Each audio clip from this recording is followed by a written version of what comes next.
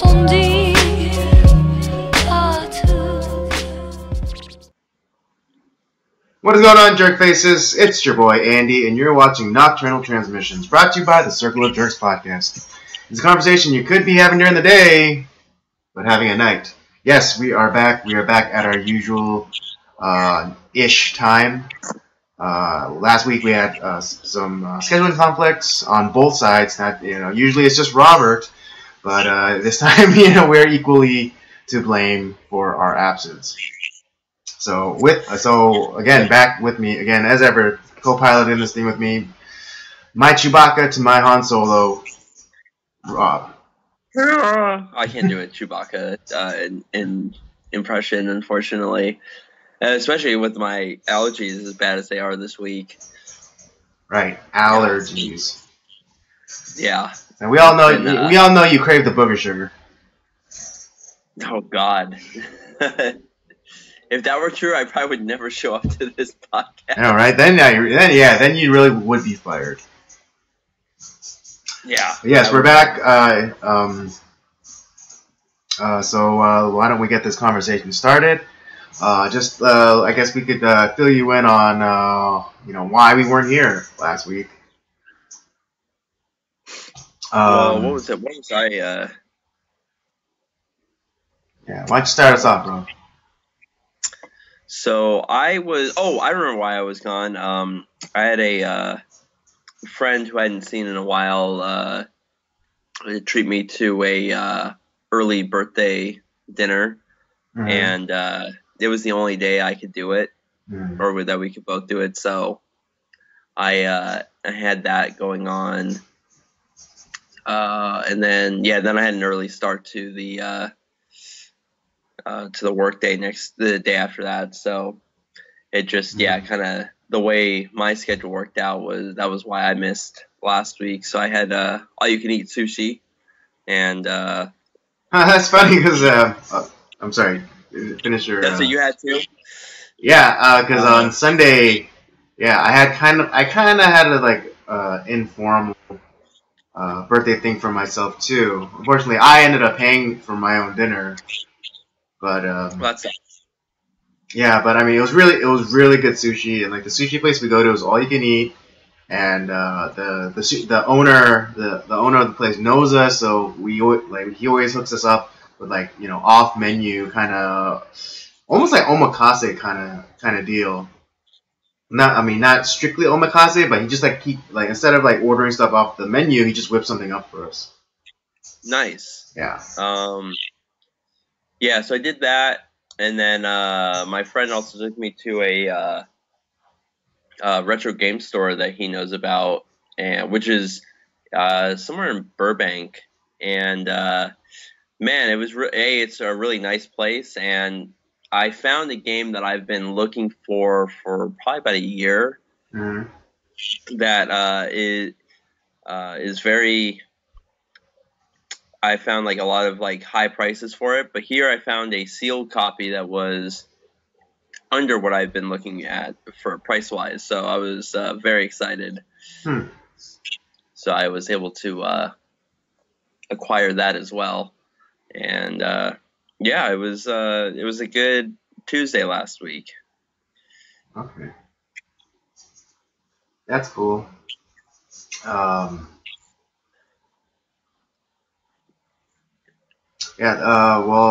reason I wasn't able to live stream last week was because my cousin gave birth through her little girl. And so that week, or I think Sunday or Monday, the baby was born. And so my sister wanted to know if I wanted to join her. And so I was like, why not? And so I went and what was that? Oh, it seems like an adequate reason to not stream last week. Yeah, so and I've always been there. I'm not at the birth, but kind of immediately after, my nieces and nephews have been born. I've always, been there, to be one of the first faces they see, and hold them. So. Oh, that's awesome. Yeah. That's cool. Yeah, I remember one of my other little nieces. She was there too, and like it was really adorable because she'd be we constantly ask her, oh, do you want to hold the baby? Do you want to hold the baby? And she would say no, but she'd always come and sit next to you and like hold the head, and she's like hold like support the head, and she's like, oh, I just want to hold the head. It's like the most adorable thing you've ever seen. So That's really cute. yeah, so that was my reason for not streaming last week. If it's not good enough for you, then too bad. Well, hey, that's always a good reason. Right, I know. I was out celebrating life. Okay. And I was out celebrating me, so Yeah. Oh no. Well, yeah. I mean, then again, you were out celebrating life, your own. You know? yeah. So yeah. So don't ever diminish the celebration of your own life. True. That's all I'm gonna say. Yeah. It was a crazy week that went by. Yep. And we will get into it. Just our own opinions, our own analyses, all that and more in a random search of YouTube. So if you found us randomly, then welcome. If you are somewhat of a regular viewer, then you know, You know what we talk about. yeah, you know what we're talking about. But just to finish off, because last week, I wasn't able to, since we didn't really talk about what we did over the weekend. I went on a fishing trip with my dad and my uncle and one of my cousins, and a good time was had by all. Caught a lot of fish. It was definitely a guys trip. We didn't, like we were around each other, but we didn't really talk to each other, which is fine by me.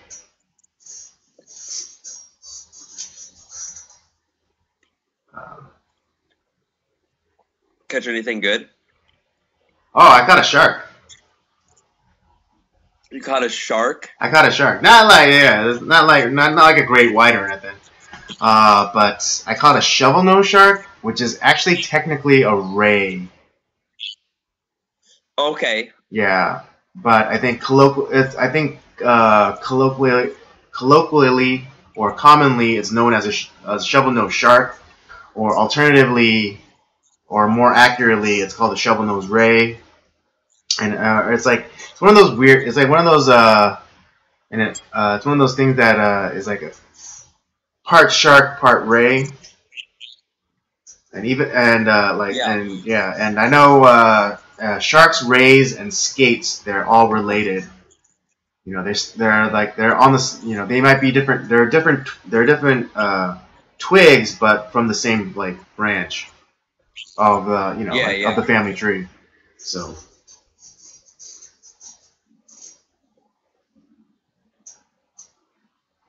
Yeah, my yeah, it was pretty funny because that's at first when I was reeling it in, it felt different. It felt different from the what I was normally catching, which was surf perch. Um, yeah. and yeah, definitely it was a little bit stronger, and I was like reeling it in. And I was like, man, this is like really heavy. And then all of a sudden, I saw like a little like splash of a fin, and not like of a perch. And I was like, did I catch a shark? It's like, no, I didn't catch a shark. And then like slowly, as I was like reeling it in, and it came up onto the shore, and I was able to see it. I was like, oh, yeah, I got a shark. That's awesome. Yeah. Although people have been real dicks about it, correcting me online because I posted up on my various social medias, and they all like, oh no, it's not a shark, man. It's a shovel nose ray or a guitar fish. It's like, No, it's not a boy. shark, it's a Of course. ray. I was like, I'd like, yeah, I know, but just shark just sounds better. And It's like trying to, why ruin a good story with the truth? I know, right? I was That's like, yeah, how it's, it is. people just people, and it's a lot easier. People were like, Ray, what's a Ray? Or like, they think like, when you say Ray, I think a lot of people often think they're like manta rays. Yeah, Yeah, so like, that's not a Ray, and just, it's just simpler to say sure. exactly. Ugh.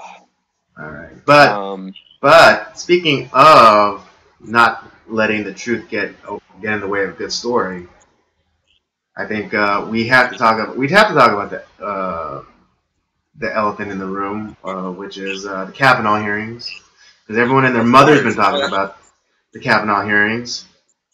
So I guess we're going to Fantastic talk about them segue, by too. the way. Fantastic segue, by the way. Thank you. But you set me up. You set me up. Yeah. You want So want to go obviously first, or? Yeah, I'll go first. So Alright. obviously the big news story is, the Kavanaugh hearings. I mean, we can't. It just the story that just keeps on giving. And I apologize if you see me looking up. The playoffs in baseball have started, and it's the NL wild card game that's still going on. So I might be catching a glimpse at that right at the moment. Mm-hmm. But anyways, so what happened there? We talked about the pending hearings that were happening a couple weeks ago, and we gave our thoughts on what we kind of thought about how the timing of everything felt a little dubious. And it's like maybe like she something did maybe happen to her, the Christine Blasey Ford, and maybe like but she might have, her memory might not be as great, and but it also just felt like a little like the way that the information was presented, it all just seemed a little too convenient. But it's like, well, like the sensible people say, okay, well, let's hear the story. Let's I maybe it's like I don't really think they should have given it much credence. Yeah, but they were willing to give her a place to talk and see if the allegations were credible. But then there was the story of them, like, well, I don't, they're okay. Come on Monday of what was it last week? Yeah, it was Monday of last week. Right. It's like, well, no, I can't do Monday. Can I? And I want all these other conditions. And it's like the more information that came out about it, it started to me. For me personally, I felt like this seems a little. I've started to see a little bit less and less credibility as time went on. And then once you get to the actual, hearing itself and how absolutely babied this adult grown woman, she's not a 15-year-old, despite what her voice sounds like. And, she, they babied her, and it's like, well, if you need, you take as much time as you need, and if you need to spin around or do whatever the hell you want, pretty much right. They were definitely possible. Yeah, they were definitely handling her with kid gloves. Exactly, and that was kind of frustrating. It's like, this is like a 50-year-old, like over 50-year-old woman, and they're like, I think, right, over 50. Yeah, she's like in her like mid 50s, so she's mid-50s, like my mom's age. Yeah, and they're like, and they're treating her, I mean, I didn't expect them to be dicks to her, but a bit. I would expect them to treat them like an adult, or treat her like an adult. And then and then she talks like she's a professor. She teaches, and I can't imagine her talking to her students like that.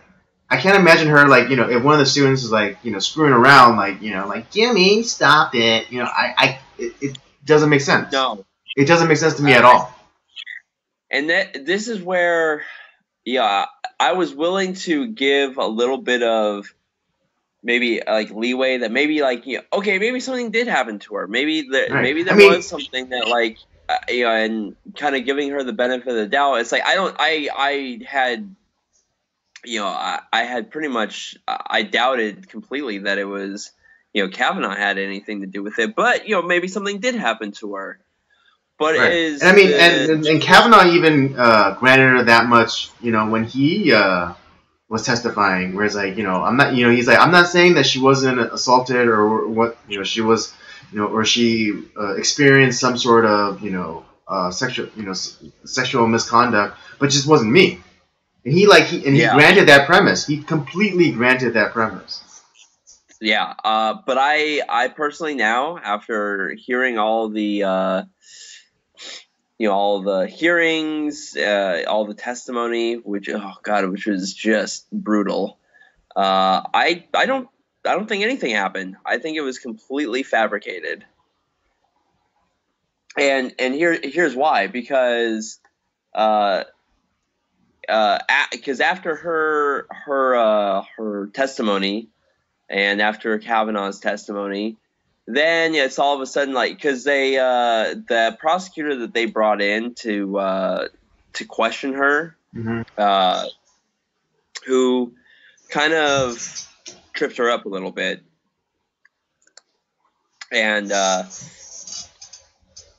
think it kind of weakened the case that some of the Democratic senators were trying to make.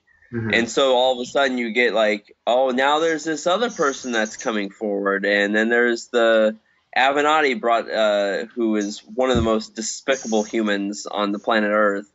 No doubt.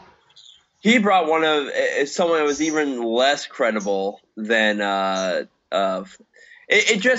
characters that they kept bringing forward were even less credible than Christine Ford, who is, to me, pretty much is really not credible to begin with. But then they bring in even crazier people, most notably Swetnick, whatever, I forget what her first name is, but it's Julie. Yeah, Julie Swetnick, who has a history of falsely making false allegations of sexual assault to her former, place of business, or and it's like, in court they found that her allegation was completely false. I think they had evidence to support that she was making a false claim. And I think just recently, I think she was on MSNBC or something, and she actually walked back some of what her claims. Instead of like, oh yeah, it was for sure. Like before, it was like for sure Brett Kavanaugh was running, at this party, and he was participating in the gangbang, or the gang rape. To oh no, I saw him, and he was outside of the room where the supposed gang rape was happening. Yeah, the stories keep changing, and I failed to bring that up. Is like the allegations kept getting crazier and crazier. At first it was like, oh, it was just this kind of boozy grope that like, oh, it was kind of inappropriate behavior, sexual assault, and then Christine Ford is like, well, I felt like I was going to be murdered. And it's like, well, that kind of changes what you were talking about before. And then it's like, it goes from kind of this boozy grope of her boob, or, trying to take her clothes off in a room, to, he's what was he, like 17 at the time that he was at this particular time. And it's like, well, he was, running this, gang rape, what's the word I'm looking for? A cabal that, worked through his school. And it's like, okay, right, yeah, and how do you get from here to here? Yeah, it's like, and I mean, and just. this person went to that party, to these type of parties like several times. When it's like, you know what? Maybe I should not go to these parties. Or like report these guys, call the cops on them if they're doing what if they're doing what you are claiming that they were doing. Why not? Excuse yourself. Excuse yourself. Leave the party. Get to the nearest phone and call the cops on them. And I forget who it was, but she said like she attended multiple parties like where this was going on. It's like, firstly, how immoral of a person do you have to be to keep going to parties like this where such things are allegedly happening and not say anything? Yeah, it's that's simply what I have to ask. It's like, you keep going to the parties, I hate that I have to say this, but I am not blaming any supposed victims. All right, I am not. I am not in any way saying that it was your fault or whatever. But I'm just simply asking a question. It's like, if you know this thing is going on, you know it's wrong, then why not go and report it? There are ways to report anonymously. A simple phone call is like, hey, I'm at this specific address. There's, a girl's getting raped. Get here now. You don't even have to leave a name. And like, yeah, you just be anonymous, right? And like, she kept going to these parties, and then yet she's supposed to be, and then we're supposed to afford her some sort of credibility. Right. Well, and here's the other thing why I feel like this whole thing was fabricated in the first place, why I don't believe Christine Ford, is because the people that she supposedly said were witnesses or people that could corroborate her story, when they were questioned, one who is like her close friend is... Yeah, like best friend from maybe like back then. Who knew of the party that she was discussing, who said it's like, not only was Kava-Nah not there, I have never met this man in my life. Right, yeah. Every person that she mentioned that was supposedly there said, like, I have no idea what she's talking about.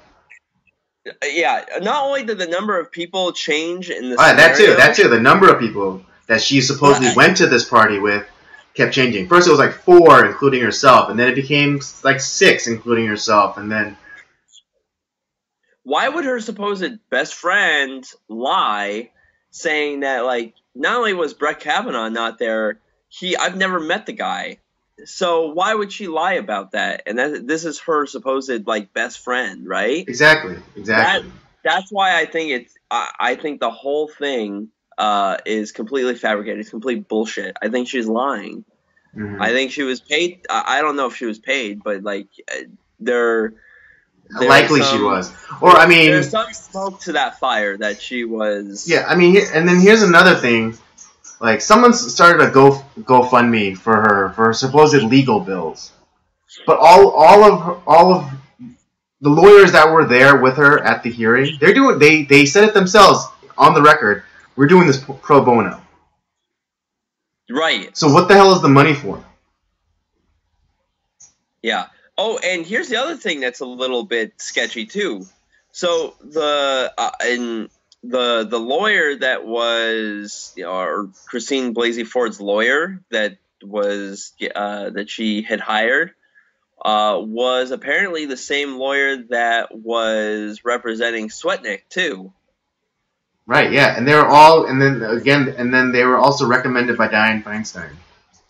Yeah, and here, like, and I'm not like a tinfoil hat conspiracy theorist, but there's a few too many connections that make this feel a little, I don't think it's believable anymore. Yeah, there's too many conflicts of interest in this case.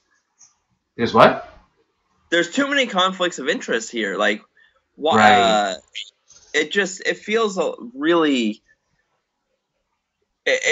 the whole thing just feels really fabricated, and I for one think it's all bullshit. Yeah, and and people, they have to remember that that this play isn't new. This um, that this smear tactic isn't new because they did this to Clarence Thomas back in the '90s, and that's a black guy. Yeah. That's a black. I think it's not new, but I think this is the worst it's been. To the extent that they're taking it, I agree. Because with Anita Hill, they're just like simply saying, well, she was just asserting that or claiming that he was being like sexually inappropriate, like he was making lingering hugs or comments or whatever. But it was ridiculous because she was like working. She worked for him for for a really long time, for like as long as he's been like I think a lower court kind of judge too, and she followed him from job to job, and he like promoted her and didn't hinder her career at all. Exactly. So that was also kind of just going back and listening to some of the details on that case too. It just that felt very fabricated in a lot of ways too. Yeah, and the only thing that Clarence Thomas had going for him was the race card, because he was able to flip it really fast by invoking the word lynch.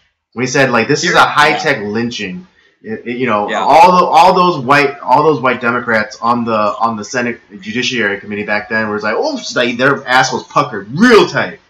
And they took like 10 giant steps away from this, and shut their mouths. Yeah, I went back and listened to his kind of his rebuttal, his testimony, or the kind of what he was talking about. And it's like, man, he fought back. Yeah, no, exactly. It was beautiful, but it kind of sucks for Brett Kavanaugh because he doesn't have that card. Right now, it's not the time to be a white male. No, I'm the most evil person in America now. Exactly, I know. I don't even know why I'm on the stream with you right now. I know, right? I'm supposed to disavow. You're essentially collaborating with a Nazi right now. I know, I am. I'm freaking George Soros. Yeah.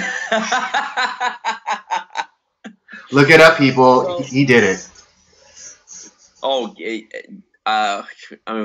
we'll have to. Well, maybe we'll do another. We'll do a George Soros thing later on because, I'm like I said, I'm not a tinfoil hat conspiracy theorist, but man, there's so much that guy is connected to that. Yeah, it's crazy. Yeah, his past is real sketchy. His present is real sketchy, but oh yeah, he was a Nazi. There's no doubt about that. It was funny because he was a Hungarian Jew, and he turned against his own people. He ratted out other Jews. Well, great, because I'm a Hungarian, freaking bastard, traitor. Anyways, but the other thing to talk about is this kind of perpetuation of guilty until proven innocent. Especially because they're like demanding an FBI investigation or whatever. It's like, so you want me to like, and they're trying to get him on this. They're trying to make him like say like, yeah, sure, let's have another FBI investigation against myself. Yeah, it's a delay tactic. But also it's ridiculous. The burden of proof is not on me. The burden of proof is on the accuser. Right. And and I felt like he Kavanaugh had, he fought back, which is good. And you could see honestly, he was a lot more reserved than I would have been, because I probably would have gone, full birds ablazing to that committee. Yeah, no, I would have burned the mother down. I would have burned the mother down. Two birds in the like, air as I was doing it. Yeah. Oh, you can tell the man is furious because it's like this is something. He's like super frustrated and he's exacerbated, but from the proceedings, and he just wants it to be over with. But the thing is, he cannot back out. And here's the thing. He can't back out because if he does, it makes him look like he's guilty. Even though he's not. Even though he's not guilty, or he hasn't been convicted of being guilty of anything, if he pulls out, he looks guilty. Right. And so he cannot back out. He has to keep pushing forward. He has to keep pushing forward. He has to put the pedal to the metal. And he has to win this thing. Yeah, and here's the thing though, is like I feel like he is innocent, so it's like of course I'd be angry if I was being accused of something as serious as this. Right. But then you can tell that you can tell that they they're not asking him questions about her allegations. They're asking him like dumb questions about like, did you drink alcohol like when you were blah blah blah, or what does the word boof mean? Is that in your yearbook it says this? It's like, what the hell does this have? In my mind, it's like, what in God's name does this have to do with anything compared to her allegations? It's like, why is this important? It's stupid. I mean, they're asking him the dumbest questions, and it's like, and so now it's like they're, he drank. That means he raped somebody. It's like, no, it just means he was a teenager. Big fucking deal. Doesn't make him like, the most notorious serial rapist that ever existed. If that was the case, then damn, like I'm gonna, Right. That was the stupidest thing they ever did, because they're equating anyone who drinking. They equated drinking with rapist. Yeah, stupid. So it's like anyone who drinks is a rapist. So I'm sure like everyone on that Senate Judiciary Committee is a rapist, because I'm sure that all of them drink. Well, if that's the case, I've been raped too many times, to count on. Right. I've both been raped and been the rapist. Exactly. Plenty of times. Gosh, like it's. And here's the thing, like I think the majority of kind of independent-minded Americans realize that it's like, this is the most ridiculous thing ever. Why is this a thing? Just confirm the guy now. But you get the media class, you get the left who hates America, you get these raging, crazy neo-Nazi feminazis that just want to burn the fucking thing to the ground, and that's what we're seeing. And I think if it's going to be really bad for the country if he does not get confirmed, because it's just, and it's funny because this is the kind of the second nominee that Trump put forward, and you look at the last guy that he put up who got confirmed, and it's like, yeah, he had a little bit of scrutiny, and he kind of did some crazy Matrix shit. He made them look like all that Neo. He did all that crazy Neo stuff and just like made them look like assholes. What was it, Gorsuch, right? Neil Gorsuch. Yeah. And I mean, he's it was fine, but I think the reason why there's so much like attack against this guy is because he's replacing somebody that voted more liberal, and right. It's funny because Kavanaugh clerked for Kennedy. You know, Yeah. like he was like Kennedy was one of Kavanaugh's mentors, and you know, I mean, I haven't personally looked into like into his career or whatever, but from what I hear, Kavanaugh was pretty much like a centrist liberal.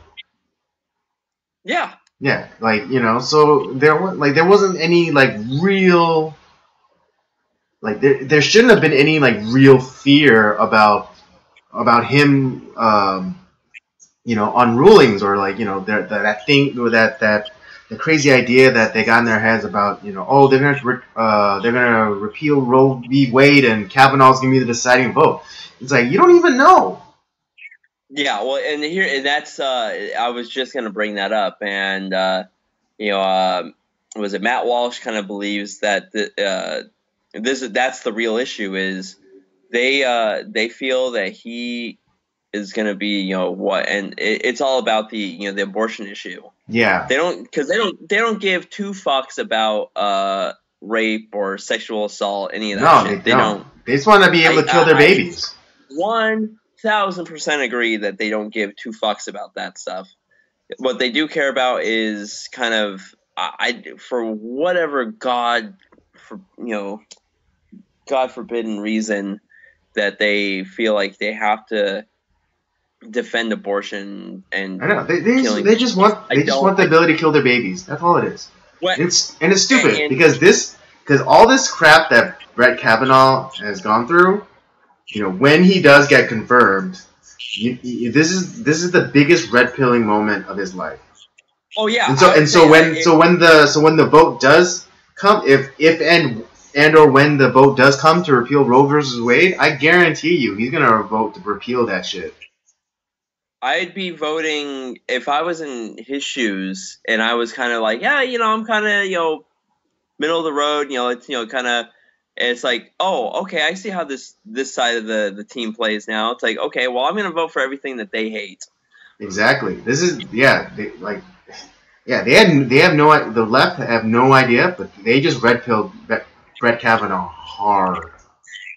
Yeah, and I think this also may be a turning point that pushes a lot of people to vote Republican or yeah, or at least move more towards the center. Yeah, or at least non-Democrat. Yeah. So I'm kind of hoping that's kind of a catalyst for that as well. Yeah, I mean, the veil is torn. All tricks have been revealed. All tricks, all strategies have been revealed. There's nothing new under the sun. Yeah, but I mean, this is one of the worst hit jobs I've ever seen on somebody. It's kind of like a blatant hit job. Oh yeah, I mean, well, kind of aren't all hit jobs blatant? Oh, but there's some where it's like, okay, at least that there's a semblance of truth. But this is just this is completely. Yeah, no, I mean, I get what you're saying. Like the degree at which they're coming at this guy. Yeah. You swear that he was Satan himself. Oh yeah. Well, I even saw there was some tweets out there that were also I thought were really disgusting, kind of bashing Kavanaugh. It's like, oh man, why is he even coach a young girls basketball team? What is he, some sort of weird pedophile? It's like right. I think it was USA Today. Spend time with his daughter. My God. Yeah, it was USA Today. And yeah, I know. Oh, that's right. It was them. It wasn't a person. It was USA Today. My God. Yeah, it was USA Today, and that article went through several. Was on several different desks before it went to print. And no one said this is a bridge too far. No one stopped and said, it's this is pushing it. They just rubber stamped it and then sent it to the presses. But the idea that because he's accused of something abhorrent, that his association with something else makes him guilty. absolutely or disgusting. makes him even like this worse thing. Yeah. That is just gross. And yeah, that's a lot. I mean, I never read USA Today, but that's the last time I'll even look at like the freaking like the dispenser thing out on the street. Yeah.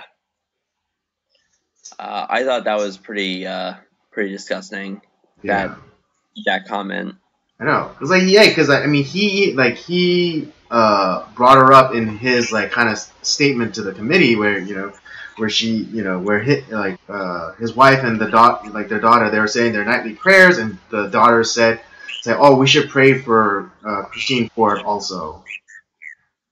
And it's just like, Man, because honestly, like, if I was in Kavanaugh's shoes, I was like, fuck this lady. It's kind of yeah. I mean, God, if I was in Kavanaugh's shoes, I would have walked. I would have gone into her. I would have done like walking tall style and walked into the office with a 2x4. Yeah, I would not. I mean, like talk about my kid like that, or even insinuate that about like me and my kid. Your face deserves a 2x4 to the face. Yeah, I would not have been as kind or as wise and godly as his daughter was, because I don't know if I would have prayed for her. I know, God.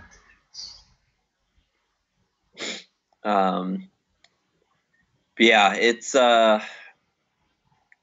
was a pretty like upsetting news week. Yeah, this whole thing is just very frustrating.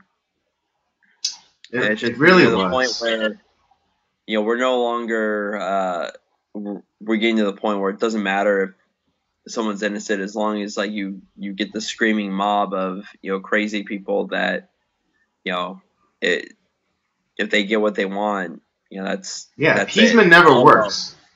Appeasement never works. Case in point, Senator Flaky McFlickerson. Oh God. It's.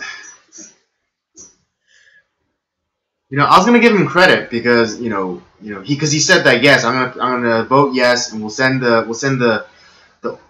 big vote off to the Senate, and I was like, all right, good for you.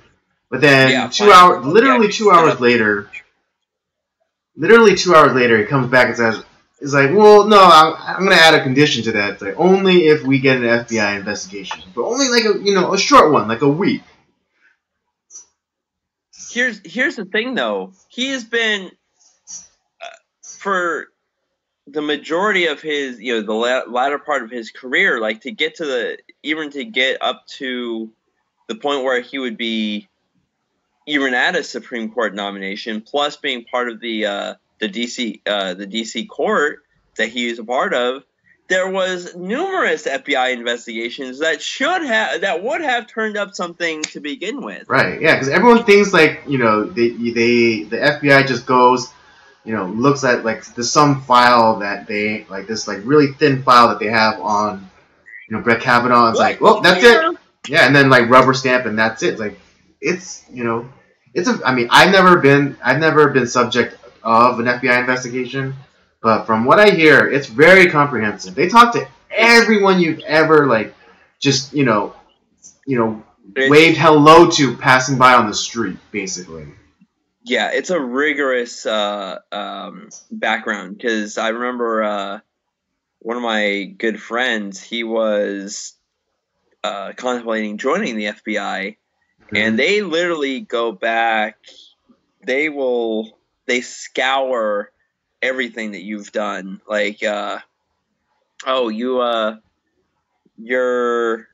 wife's parents brother is not an American citizen. Like what country are they from? What are your connections to them? And they'll go in and they'll dig into stuff like that, or they'll dig back 10, 15, 20 years of like what to what you have done, who you've associated with, what type of activities you were into, all that stuff. I mean, it's not just some Yeah, like they get up all in your asshole.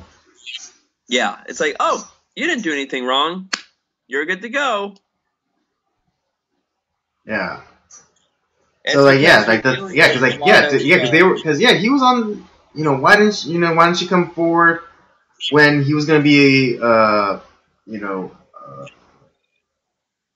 confirmed as a federal judge. right, and He that's has a lot of power at the federal level. and he saw a heck of a lot more cases than he'll see at this as a Supreme Court judge. Exactly, yeah. Because Supreme Court is like very specific. Yeah, it's like they only take they take maybe like 100 cases a year. Yeah, and that's what I'm saying. It's like this whole thing is fabricated. It's bullshit. And it's not because I'm like, woo, pro rape, or that, I don't think that we should believe people that have credible allegations. No, it's just when you see there's too many convenient dots that connect. There's the timing is very, very suspicious, and all the other people that came out of the woodwork were even less credible than the original accuser, and the people that the initial accuser brought forward as witnesses to what happened did not back her up. They said that it was that what she was saying was just not true. Seems a little bit like maybe this is all bullshit to begin with. Right. I mean, yeah, and I mean because like the letter that Dianne Feinstein had for 2 months.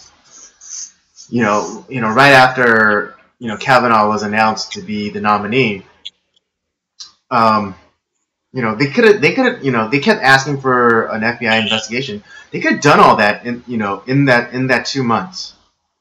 Yep. They could have done it like all privately, and looked into it, and then at the hearing, if there was something there, then they're gonna be like, aha, there's this, we got you, you're out. But they didn't. They waited until they were, he was going to be confirmed. Oh yeah, and that's what I'm saying. Like first of all, I mean, at least shows you that Dianne Feinstein doesn't give two fucks about sexual assault. If she really felt that this was credible, she would have probably confronted Kavanaugh, and she wouldn't have sat on it for months. Exactly. Yeah, exactly. She could have gotten the ball rolling on the FBI investigation. But no, she wanted to hold on to this. Like, I feel like the whole thing was a setup between those two, and she found someone that remotely kind of knew Kavanaugh, and that she could kind of like, well, these people were at the same place at the same time at the so let's. Yeah, they grew up. They grew up within 5 miles of each other, so it'll stick. Right, and it's kind of with the the whole Me Too thing that's going on now. It's like this pound me too. Pound me too. I just I'm infuriated by it. I think it's and all these people coming out, like, it was like really annoying because on my social media feed, like, especially like celebrities that I follow, they're all about like, oh, believe women, and I'm with her, part 2, and I was just like, yeah, because like no, it's like because no woman ever lies. It's like, well, no woman ever lies about rape. It's like, well, it's like it's like Duke Lacrosse, UVA, Mattress Girl. This case that I just read about today, where a man was in jail, was put in prison for 28 years because a woman had a dream that this guy raped her. Not that he actually did, but that she had a dream, and he was sent to prison. Get the fuck out. For 28 years. Yeah, for 28. He's getting released now. Thank God. But yeah, a woman, like, she dreamt that this guy raped her, and he got sent to jail for 28 years. My God. And I mean, the other thing I would like to ask is like, do you know, like especially like do these like especially those who are calling for like the uncategorically unequivocated belief of women. Do you not have fathers? Do you not have like a brother, a son? Do you not have any close male relatives? You Yeah, know, that's what I want to it's ask them because like because imagine because like, Matt Walsh, he said this last week also. Everyone's focusing on Christine Ford. It's like, oh, like what if it was your daughter? What if it was your daughter? What if it was your daughter? But no one was focusing on Brett Kavanaugh. It's like, well, what if this was your son? right. What if your son, like that you raised, that you know to be a good person, was accused of something out of nowhere? Your father, your brother, your uncle, your nephew, your very very close male relative. What if they were just randomly accused, not even charged, accused of something heinous like rape? Like, are you then going to stand with the accuser, the woman, over your own blood? Just Yeah, a pretty. just a question. And then also like how far? And then again, how far does it go to believe women? Does that mean that we believe in Juanita Broderick, Jennifer Oh Flowers, no, Paula Jones? Do we believe those women? I mean, I'm kind of asking, like, seriously, do we believe those women? Because they said believe women. Do we believe those women? it And for those of you who have no idea who those women are, those are the women that said that President Bill Clinton, well, not at the time President Bill Clinton, but Bill Clinton had raped them. Do we believe those women? they didn't at the time. Right, I know. So do we believe them now? Because now we're all about believing women. Doesn't help them politically. That's what I'm saying. It's like these people don't give a shit about sexual assault or anything like that, because if they did, those people would have been believed when they said what they when they came forward. Exactly.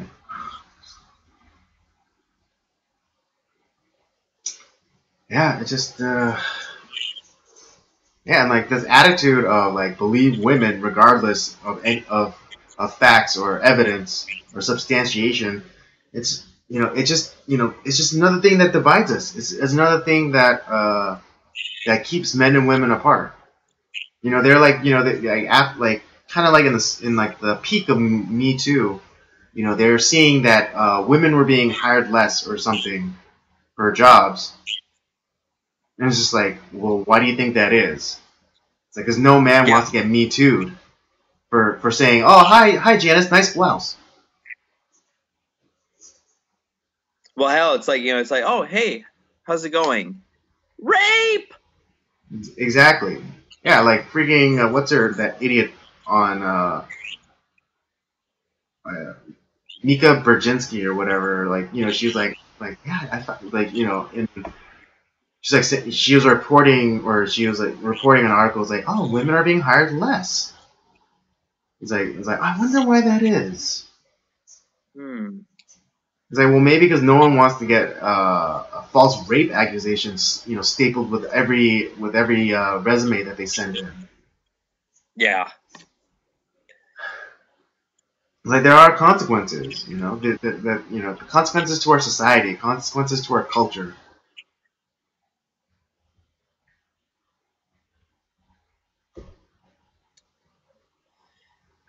Just awful stuff.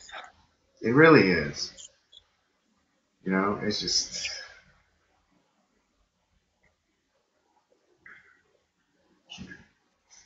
Are you done talking about Well, this? Because I'm kind of done talking about this. yeah. Well, I was just gonna say, like, before I blow a blood vessel in my brain, I think we should talk about another conspiracy, but one that is actually a fun conspiracy in the form of our Alfred Hitchcock themed month for movie reviews in North by Northwest. Yes, thank you. Good transition. Good transition. All right, so yes, for those of you who don't know, we have decided to. Because we weren't able to announce it the last time we streamed, but we had decided to do a theme month for October for our movie review of the week, and we decided to do Alfred Hitchcock movies. And to start us off, we are going to review North by Northwest, a movie that admittedly I haven't seen. I haven't seen it either. Even though I do make reference to it on more than a few occasions, but I've never really sat down and watched the whole thing through. So well, it's one of those films that we like, Andy, where there's a lot of stuff that is referenced from this film in other, parodied in other shows or, what have you. Like a lot of the movies that we watched, they're actually the genesis of the trope or the pop culture reference that you see in other movies and TV shows and on and on and on. Right. So, yes. Just to give you guys a little summary of the story. What is it? Yeah. So, North by Northwest is a story about a man. And the case of mistaken identity. Right. We have Roger Thornhill, I believe it was Thornhill, and he's just like this ad exec, and on Madison Avenue, and he's caught up in like this Cold War espionage kind of thing, where and like he's mistakenly believed as some sort of government agent, and so these nefarious people are try to kill him, and then when the government does get wind of him and know that he's being wrongfully identified as a government agent, they kind of let it happen, and he becomes kind of like a fall guy. And it's one of those. I think it's like one of those movies where it kind of. I think it's the proto. It's a proto action like spy thriller. Yeah, I would agree with that. And I think North by Northwest. I recognize some elements. I think it's the blueprint on which like a lot of like modern kind of action like spy thrillers are based upon. Yeah. That's it. It's Alfred Hitchcock is kind of known as more of the horror thriller style, and this movie is definitely not that. It is a thriller, but it's more of a kind of that spy, cloak and dagger thriller type of movie. Right. For me, it had more of like summer blockbuster kind of vibe, kind of like almost in the vein of like your like Michael Bay's or kind of the Mission Impossible type of that kind of like that that summer blockbuster, definitely like the popcorn kind of flick. Even though it was Alfred Hitchcock. Yeah. So that was kind of unusual for me, especially from watching some of his other works. And being a fan of his other works, this was, there's a reason why like this is a movie that is highly regarded. But yeah, as we were saying, so like Roger Thornhill, he's he's a madman from Madison Avenue, and gets mistaken as George Kaplan, who's a government agent. Right. And And we learned that George Kaplan isn't even a real person. It's just like this Right. identity that's created to kind of scare our shady kind of shady enemy spy characters into thinking that they're being surveilled. I mean, they are being surveilled, but just not by this George Kaplan guy. Right. And so for the first half of the film, Roger Thornhill is trying to figure out who the hell George Kaplan is and why he was mistaken as him. Mm-hmm. And once he figures out who exactly, he kind of does figure out what's going on. He's kind of like, well, he ends up, there's a love interest, and like he's trying to, who semi betrays him, but is also kind of like trying to help him out at the same time. She's like a double agent. Right, yeah.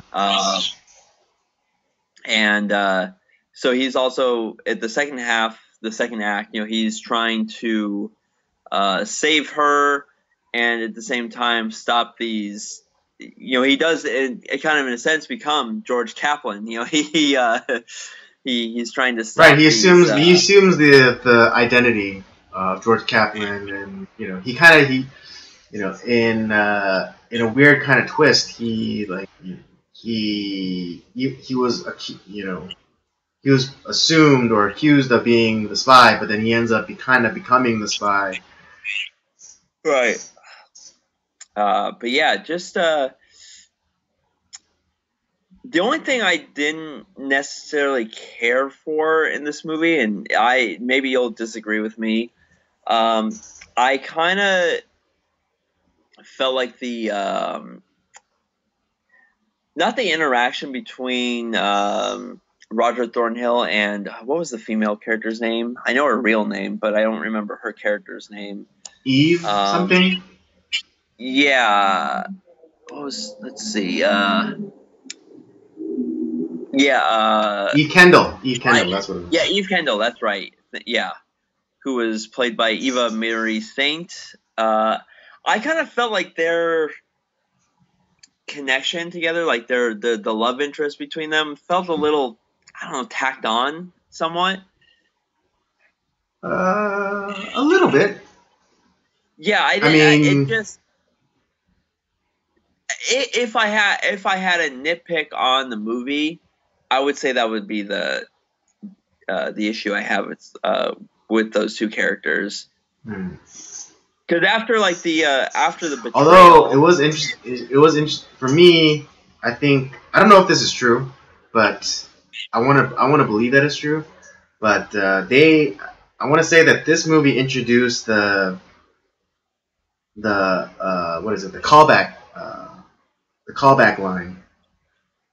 Because like towards the end of the movie where they're being chased on Mount Rushmore, and then they're talking about like making plans after all this, and then she actually uses the line that he used when they first met on the train, which is kind of like a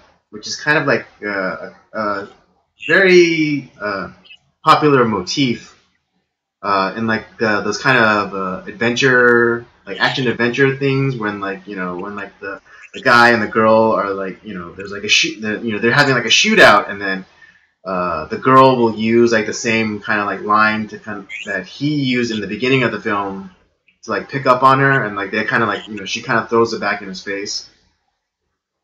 Yeah, that's true. That did. Yeah, I don't know if this is like the first instance of them like doing that kind of thing, but I kind of feel like it is.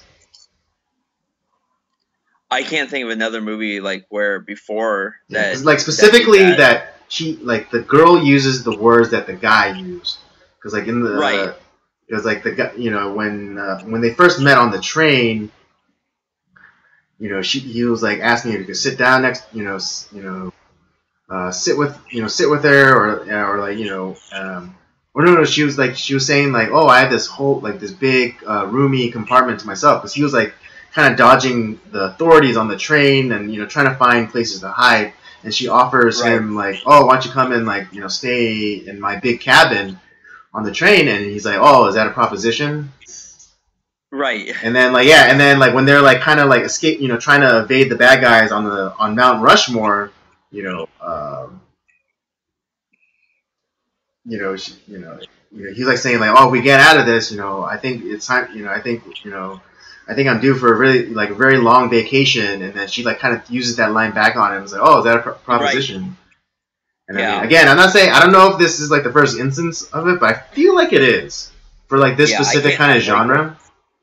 Can't think of an earlier film that would have that.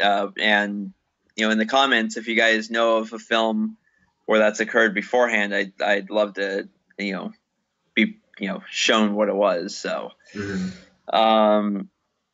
yeah, like I said, the only thing that I felt was a little tacked on was the love interest between those two. But other than that, man, it's just the dialogue was fantastic. The cloak and dagger was pretty fantastic, and I was on the edge of my seat. It's like, who the hell is, I wanted to know who George Kaplan was. I wanted to know who these people were and like what was going on, and it was a fairly quick paced film, and it kept me on the edge of my seat. Yeah, although the resolution, of how they are able to escape their pursuers is kind of like too convenient for me. That what, I would agree with that too. It's the ending is a little weak. Yeah, because I mean it's very like 50s, like wrap it up in a nice bow, happy ending sort of, True. type of movie. It didn't feel like a Hitchcock ending. No. And I'm sure that was like, I'm sure that was a studio kind of poking its finger into Albert Hitchcock's pie. True. But it was the ending was maybe like the ending, and I felt like the romance connection was a little weak. Yeah. Robert, adjust your camera a little bit. You're a little bit off screen. There. Okay. Yeah. Right there. There we go. Sorry. Yeah. But yeah, other than that, man, it's a great film. Yeah. No. Definitely would recommend watching. North by Northwest. And I think it was pretty interesting because I think I know what the title is referring to. Well, I know the train. Well, there was the what was it? The plane was the aircraft company that he was flying with, Northwest. Right. And I'm trying to think of. Well, because like technically they were going north because they were going to South Dakota. Right. Because like the climax of the film is in South Dakota, like at Mount Rushmore. And so they're like, they were in like Chicago, I believe. So they're technically going north by Northwest. Yeah. Like, directionally, but then also Northwest because of the airline was called Northwest. So yeah, that's okay. That's we had a similar thought. Yeah.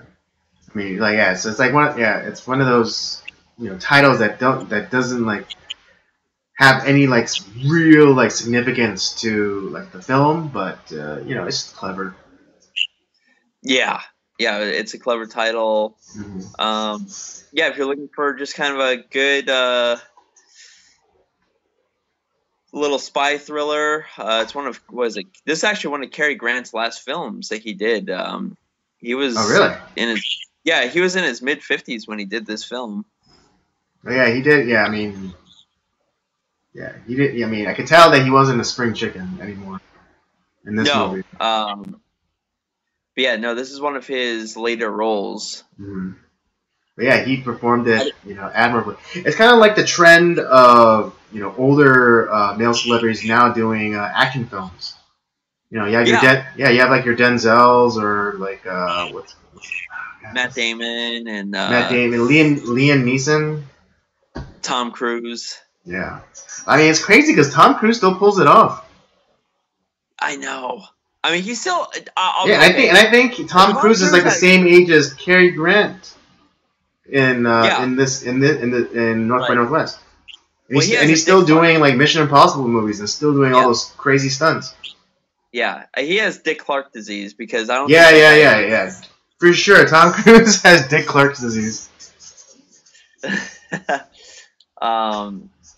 But yeah, I mean, then you also have like Bruce Willis that was doing some of the Die Hard films up until right. Yeah. So yeah, it's just yeah.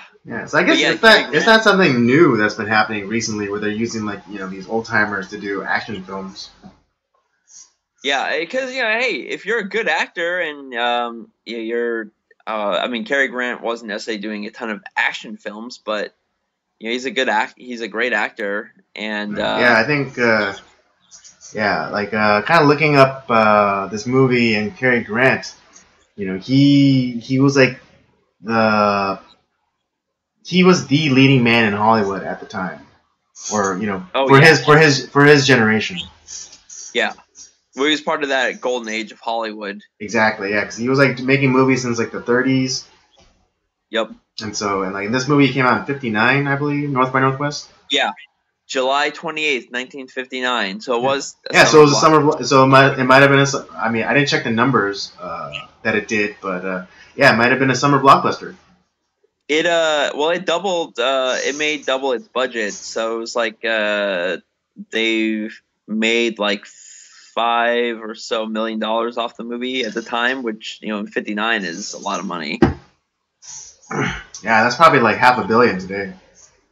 Yeah, because it was made for like 4.3 million, and they ended up making nearly 10. Yeah. Yeah, today's money that'd probably be about $500 million. Yeah, but yeah, it was. So yeah, what would you give it as a rating then, Andy? Based off of everything we've talked about tonight.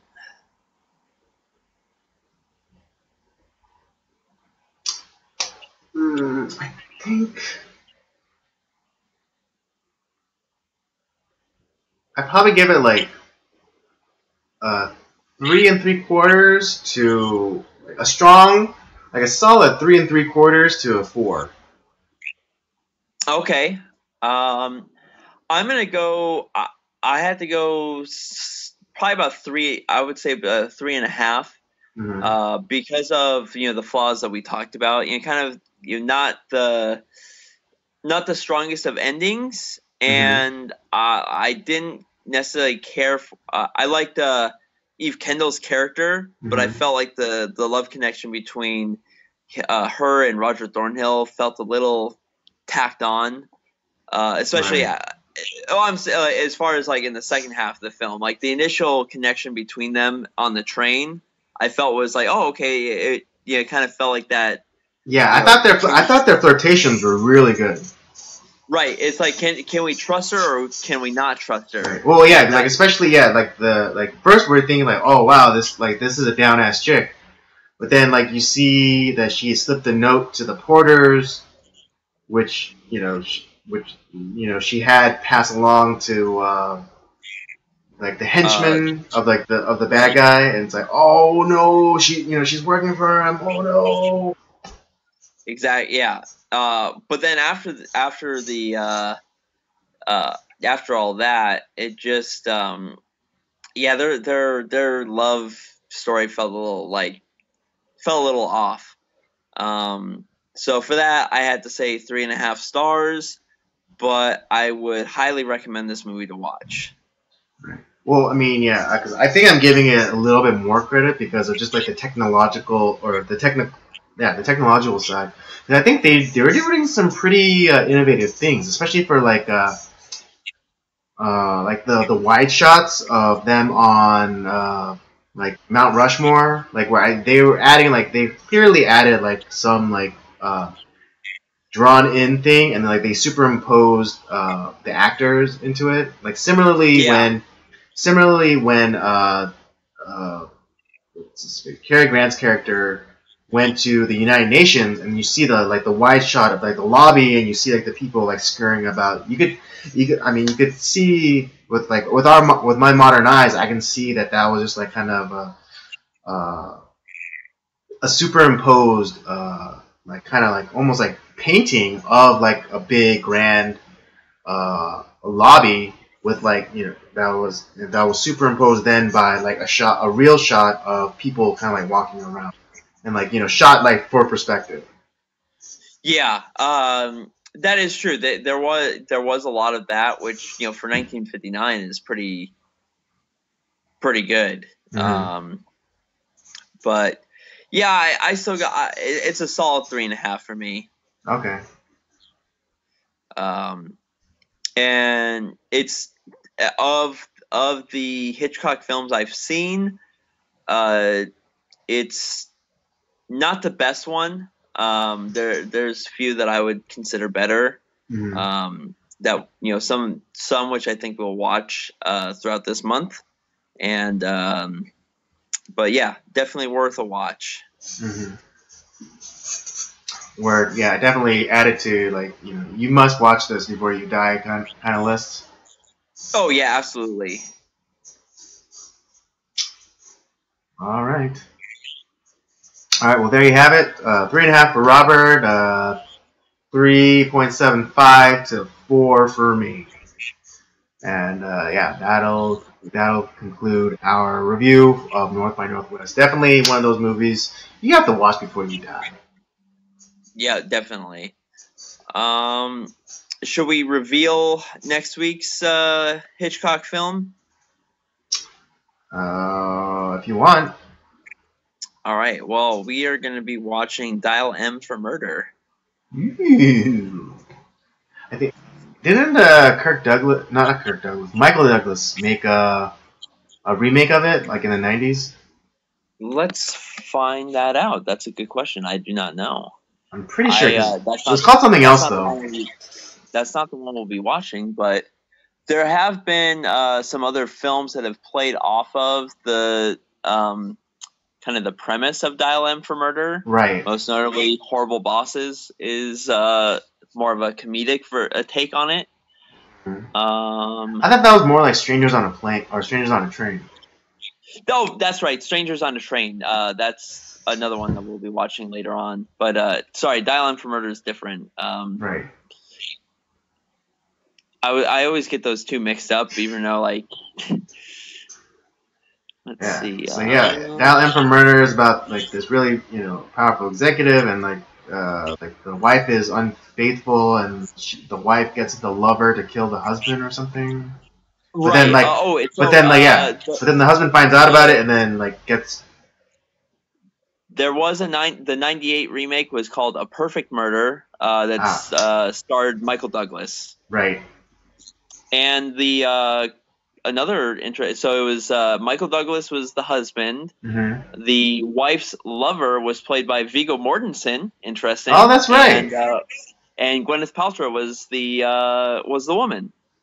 That is, I do remember that. Yes. But yeah, Viggo Mortensen. Interesting. I did not know he was in that film. But no. Yeah, he was actually in a lot of movies. Like he was in Crimson Tide with Denzel. Yeah. Great actor. Yeah. But no, we are watching the 1954 Hitchcock version. Dial M for Murder. Yeah. All right. So that's how we roll on Nocturnal Transmissions. That is correct. All right. Well, that's it. So we're gonna wrap it up here. So you heard Robert. We're gonna be watching Dial M for Murder next week. So a review if you want to join in the conversation. Watch it yourself, and also get in that live chat. Tell us your thoughts, your analysis of the movie. We welcome it. We really do welcome it. Actually, the way you said that, you said your analysis, like if you could kind of do a play on words where it's like, there's also a urinalysis, which is a pee test. Oh. So, so please give us your pee test. Yes.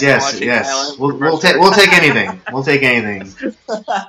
Your analysis, my analysis. It's like it's your truth, your analysis. It's.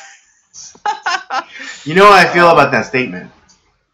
I you know how I feel about it too. I hate it. And then hopefully we'll get some resolution to the whole Kava-Nah craziness.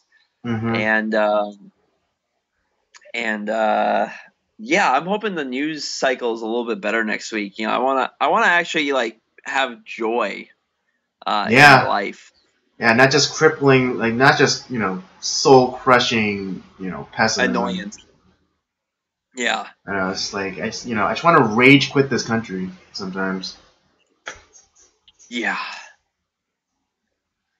And that's not a good thing. No, it's not. All right, folks. Let's just end it here before me and Rob slit our wrists. Yes, thank you for joining us. Thank you for joining us on Nocturnal Transmissions tonight. Don't forget to leave a comment. Like this video. Help us get in front of more eyeballs by hitting that thumbs up button. Don't forget to leave a comment, even if you even if you're gonna scream at us and call us rape apologists. I don't care. Just put it in. An engagement is an engagement. Don't forget to check out our library. What was that? We'll take those hate comments. Yes, we will gladly take those hate comments. Because again, an engagement is an engagement. Don't forget to check out our library of other videos, from the Circle of Jerks main podcast to this show, Nocturnal Transmissions, and also Rob's show, Up by Up Down. Do you see where we go? Do you see where we got the name? Don't forget to follow us on our various social media accounts, Twitter @PodcastCOJ and Instagram @Circle of Jerks Podcast. And with that, we'll say goodnight to you guys, and we'll see you next week. See ya.